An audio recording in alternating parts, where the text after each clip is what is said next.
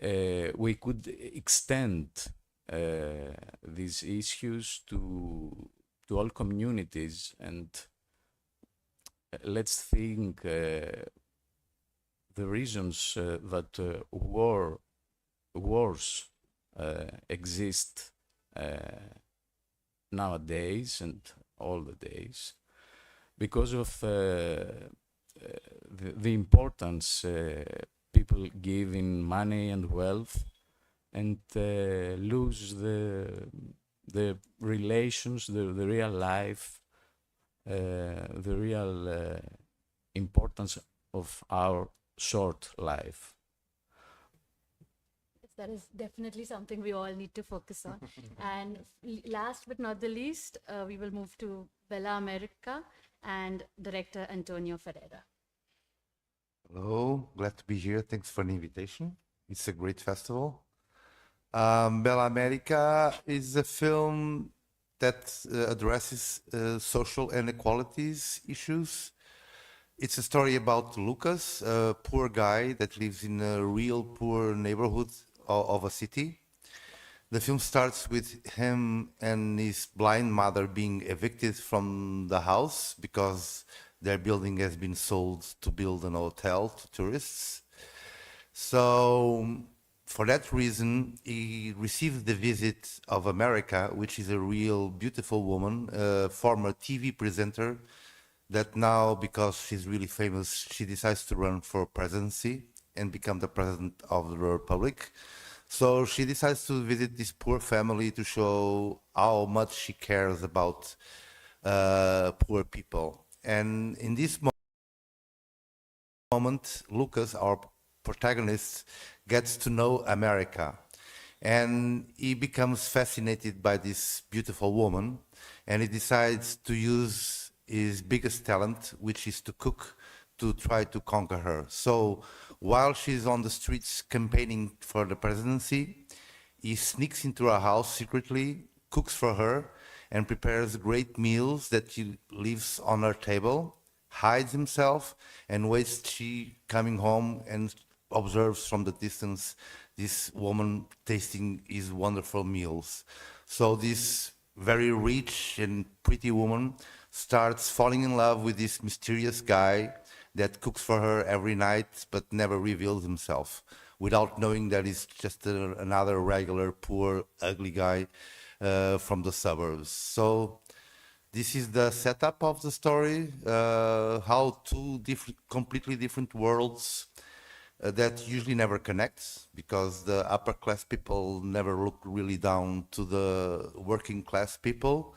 And my idea is to make these two worlds come together and see how they react, and if there's any chance that they really somehow become together. Then you have to watch the film to know. I'm sure that we wanting to watch it. And I think it's interesting to see how the crux of all these three films has issues that are universal across different countries and different societies. I will now open the floor to questions and take questions from the audience. I would like to start myself by asking you, Angelos, about your film. So the film is in Bangla. So climate change is a problem that is faced across the world, also in your home country. What is it that made you want to base the film in the subcontinent? Yes, I think if you want to do a film about climate change, the subcontinent, it's really the first place to check, because it is an area, several countries, of course, India, Bangladesh, Sri Lanka, Pakistan, Nepal, or China. It's severely affected. It's some of the biggest mountains around here. So it's not a secret that we all see images from March to October in all over the world about a flood in Kerala, in Kolkata, Assam. And I was particularly attracted to the way that people react to all this flooding that lasts for several months. It's up, the water goes up and down all the time. And after visiting the area, I realized that um, there is a remarkable resilience and adaptation quality.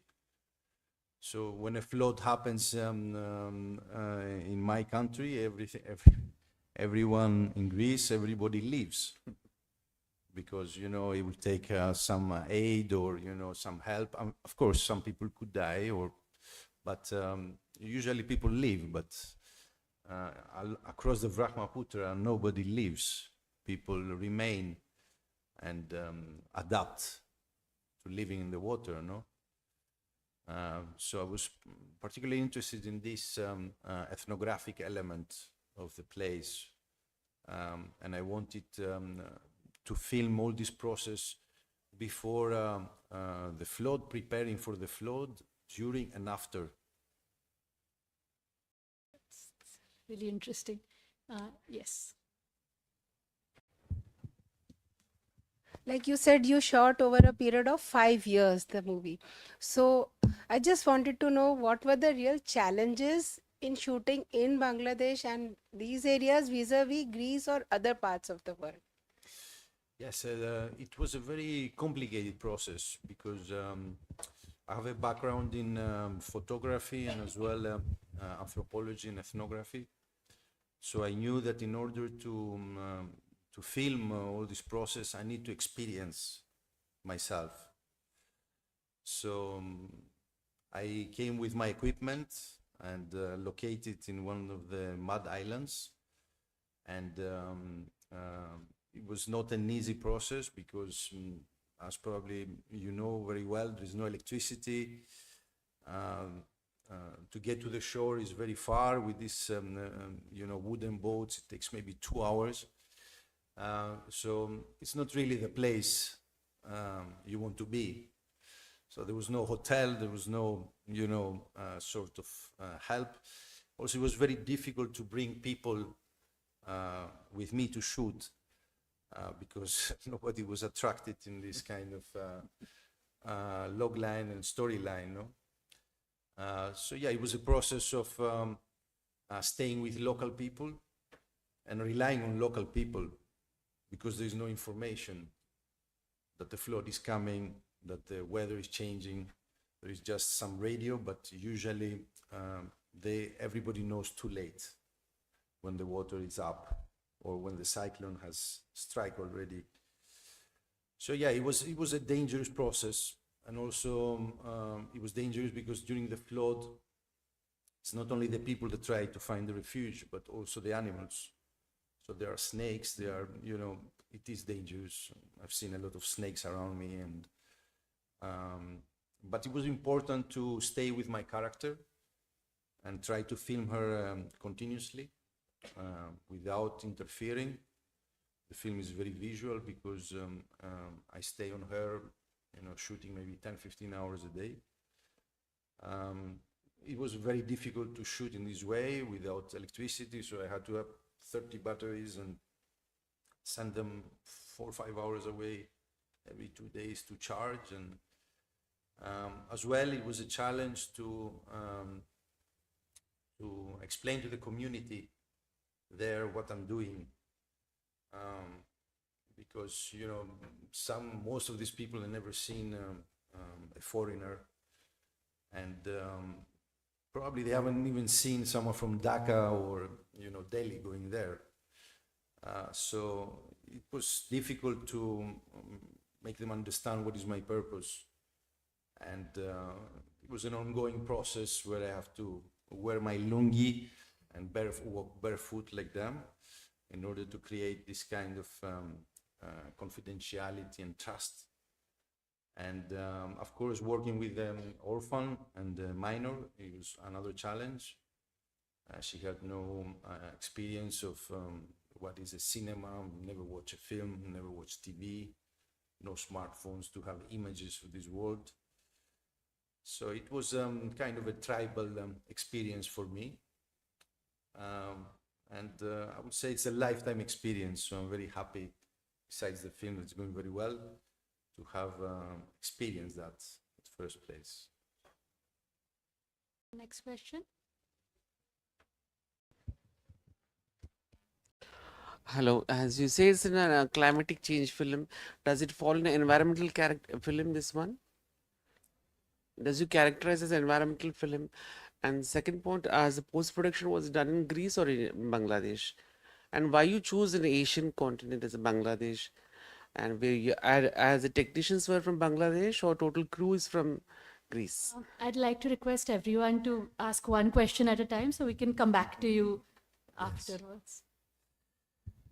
Yeah, it is a film about the climate crisis and how people adapt when there is no sort of easy way to receive help from a state, for example. I mean, it's 500 million people affected, so it's impossible that these people will be compensated. So it is a film about the climate crisis, and at the same time it's a coming of age story of the young protagonist, an orphan girl who is very strong and potent. She has learned from very young to fish her own food, to cultivate from the age of 4, where she remained pretty much on her own. So it's about the strength and fascination of this personality as well.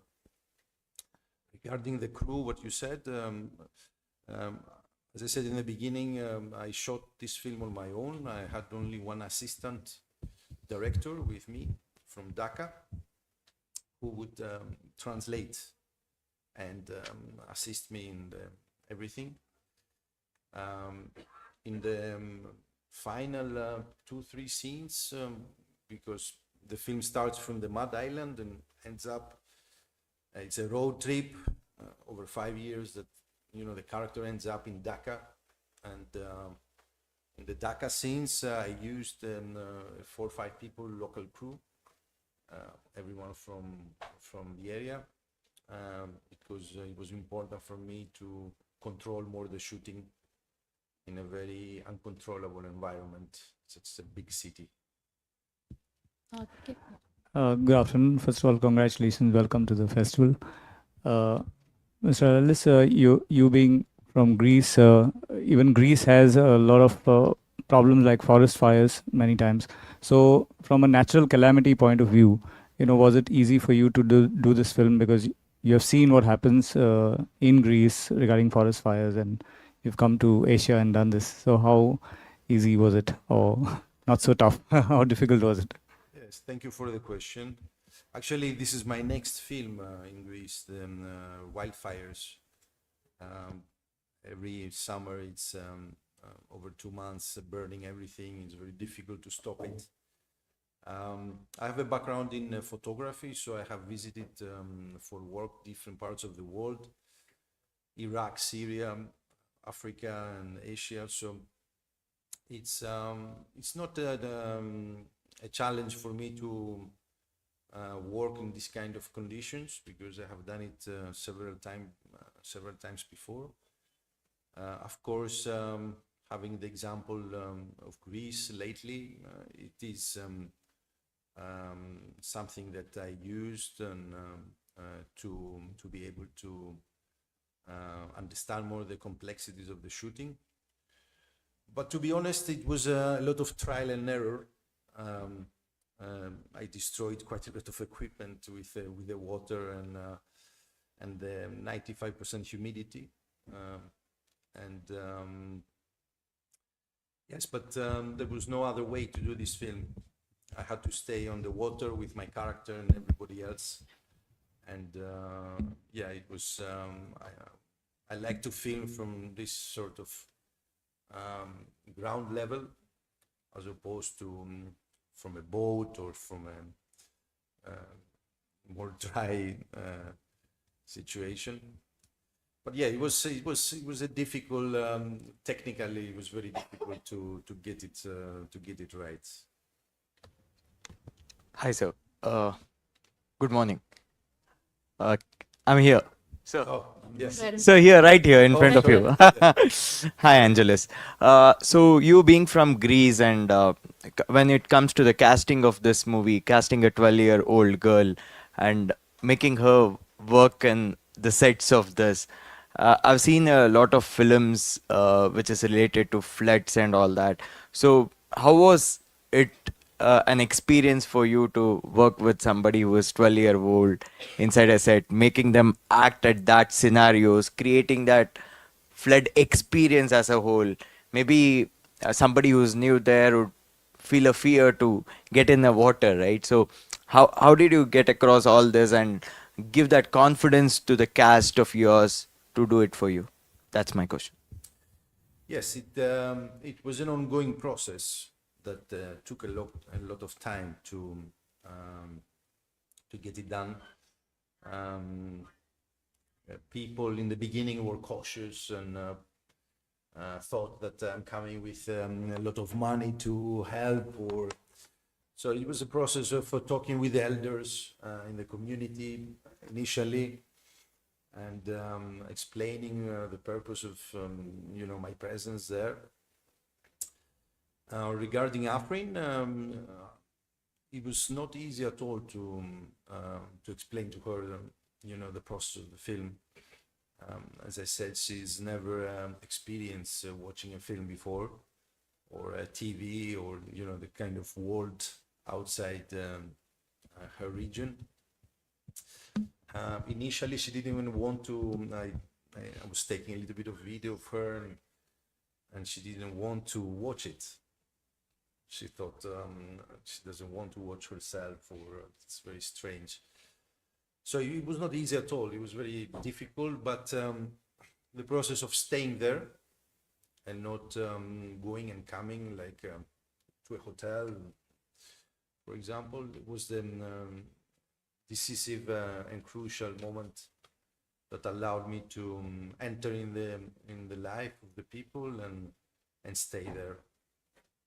So how did you gain the confidence of the girl, little girl? Yes, it was through a lot of conversation about my purpose and her situation.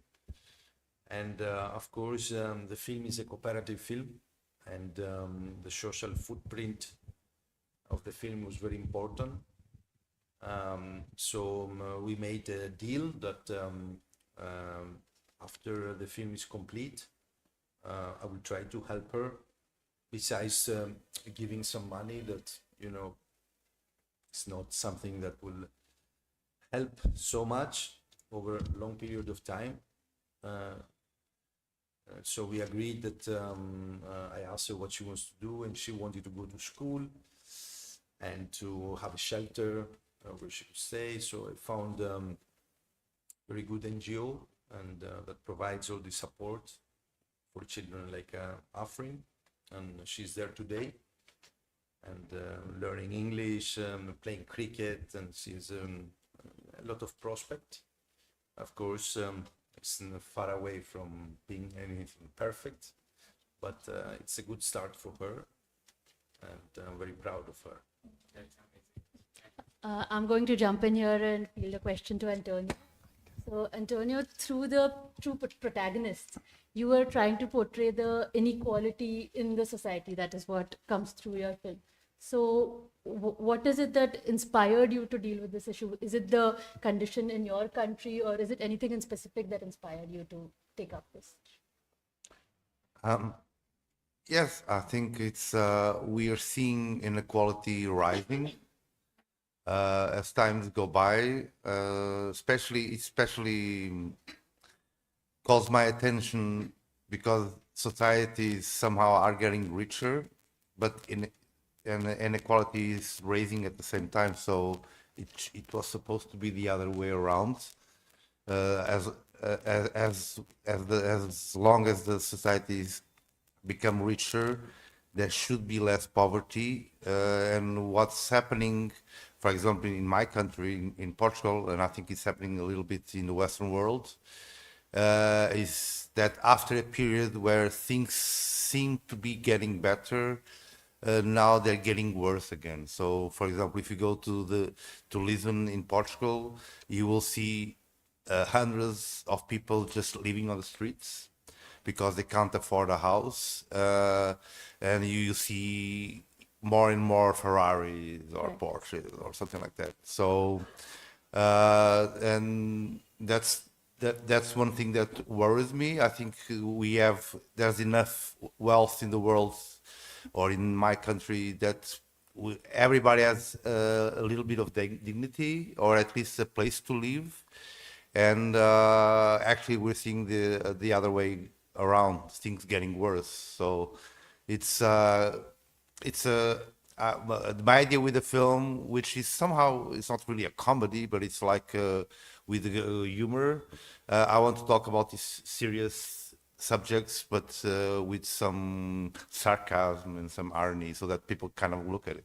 So that's exactly what I was coming to actually. So what I wanted to ask you was, do you think for the audience, such issues come across better through fun and jokes where there is a important message at the back, or as against a film which is completely serious and then maybe limited to a smaller audience? So as a director, what is your opinion? Yeah, I think it helps. I think what we see in the society, people are working more hours. They come home later and later. They are tired, so they don't really want to, at the end of the day, when they have some free time, to look at something tragic or that reminds them of the problems they really have. So I think it's one way that maybe we can draw attention to these kind of subjects that need to be discussed and need to be addressed, is to approach him in another angle somehow. So, and I also like, I think I'm a guy with humor, and I like funny stuff. So I try to combine Right. both of them. Yes, we have a question there. My question is to Mr. Antonio Ferreira. You just spoke and you touched about, very important topics of food, popularism, and as well as the humor aspect which you've brought into it. Now, these are topics which could be sensitive as well. So, as a director, how do you know to draw the line between where comedy becomes no, it's not funny anymore and it's something very serious, because as you said, it is a serious issue which is plaguing Portugal in your country right now. It's an issue which is plaguing the world as well. So as a director, you've brought in humor to it that would probably get a lot of attention, but where do you draw the line between humor and it becoming a little too serious? Well, in the end, I mean, the main line for the film is like drama. It's a serious film, so the things we're seeing, they are for real. They make sense. They're not out of this world or anything. And the humor comes many times from the situation that it becomes a bit strange. I don't know. For example, the protagonist is really a poor guy and is cooking for these beautiful women in a really rich house, fancy house, but he doesn't have the money to buy the things to cook. So he hunts a cat, he hunts a pigeon. So he serves this kind of stuff to this beautiful woman. So, for example, for me, that's funny. I don't know how people react, but for example, in yesterday's projection, when he cooked the pigeon, everybody was laughing. So it's more this kind of humor coming from the situation that it's a bit absurd, but everything that is happening, it's serious somehow. But then they make some absurd things that make you react. But it's more this very subtle humor. We have a question from there.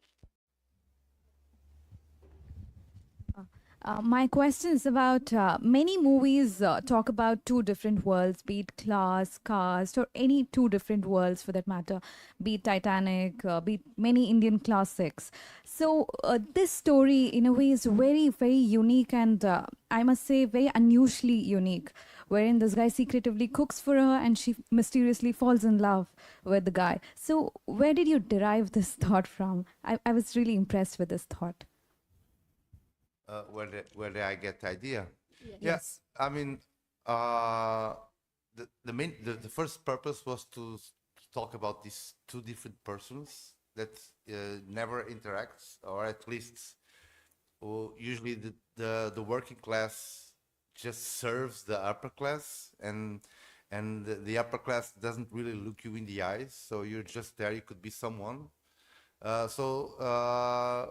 And then we had I wrote it together with a friend, with the second film we write together, and he's the funny guy. I'm the drama guy, and he's the funny guy. So we really interact really good together. And we had this idea of using culinary, the cooking, as a way of seduction.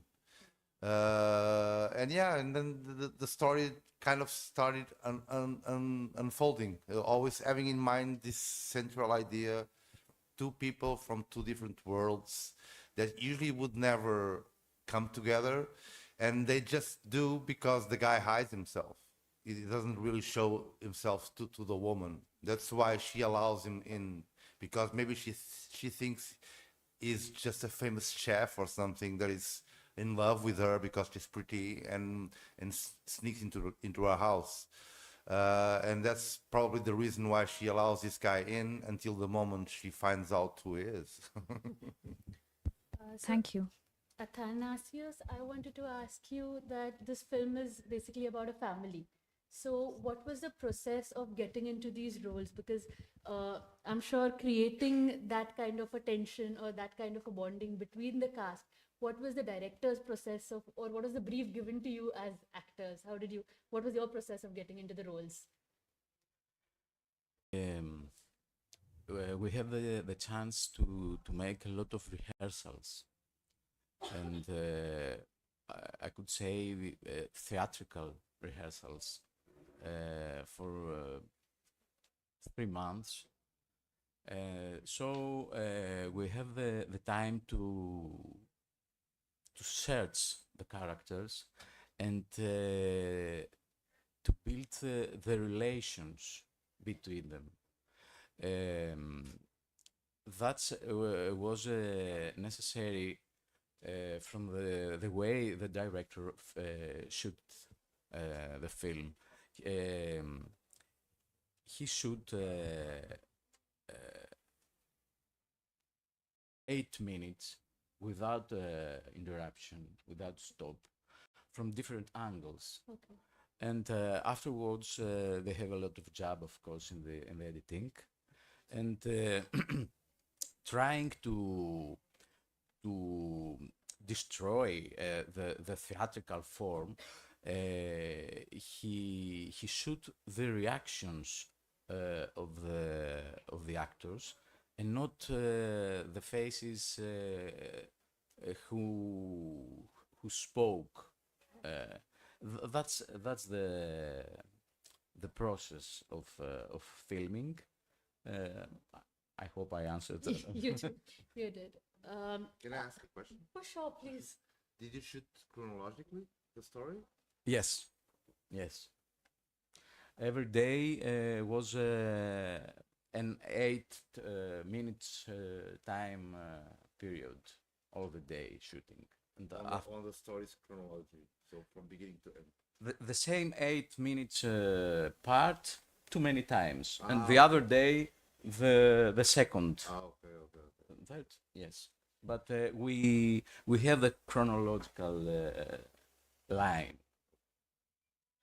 Also, what I understand is that the issues in the family are probably metaphors for bigger issues that we face as a society or in the world. Can you tell us a little more about that?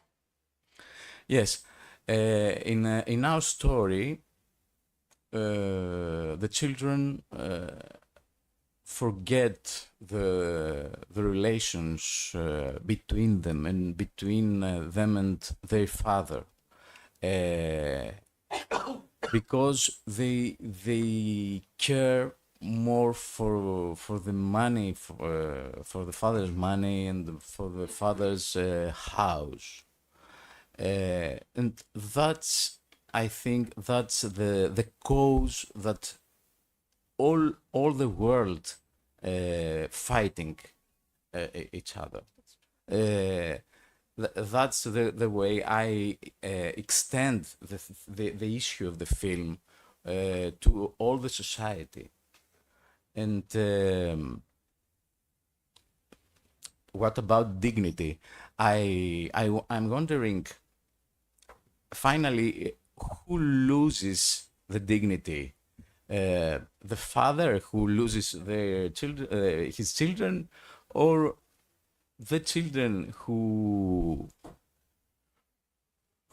fight for money. It seems a little bit cheap for me. We don't worth it like human beings. It's interesting how all three of you have spoken about dignity in different ways. You speaking about them not being able to leave, you talking about it in the money aspect, and you have a film named with the name Dignity over there, and you have a film about the inequalities and the dignity involved in the profession of the person. So that's a really interesting takeaway. Do we have any more questions? So I think with that, we've come to the end of the press conference. On behalf of IFFI and on behalf of Press Information Bureau, I'd like to thank all three of you for taking your time out and being here with us. And I think all of us enjoyed learning more about your films. Thank you so much. And thank you everyone for being here.